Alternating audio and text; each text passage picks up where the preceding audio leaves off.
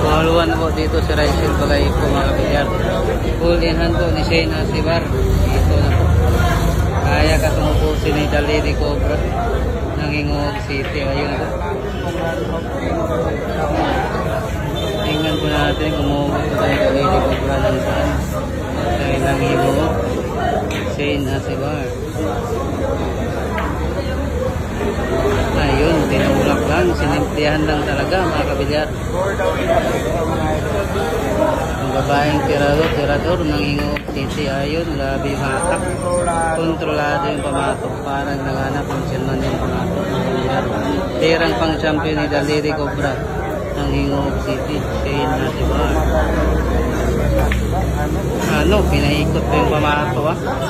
Ano, grabe, parang nanganap ng silman yung pamatok mga kabilyar. Tirang pang champion ni Shane Asibar. Tingnan natin kung maranhod na niya ito. Open ball na po. Bawal para magkamali dito kay Shane Asibar. Parang gutom sa bola. Galing pang Ingog. Gumayo ng bubus. Pagkain di ho. Ano, kinarating lang. 4 na bola na po para mag-champion dito si Daliri Cobra ng Ingog City. 4 na bola na lang. Kunin ni Shane Asibar.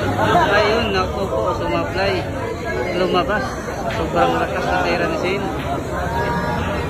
Yung score nga kabilyar. 4 na po Shane. 6-12 yung score. Biglang sumablay ang Daliri Cobra ng Ingog City. Kaya ko ubusin niya yun.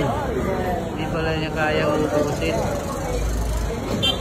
Raizel Bagay po in action mga kabilyar. Inabangan lang ang supply ng Daliri Cobra ng Ingog City.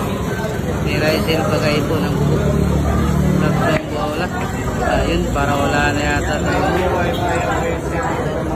Ayaw pa talaga papayag si Raizel na ipag-champion si Daliri Cobra ng Ingog City. Ayaw pa pumayag. Lumalaban pa rin. Ano? Lumalaban na.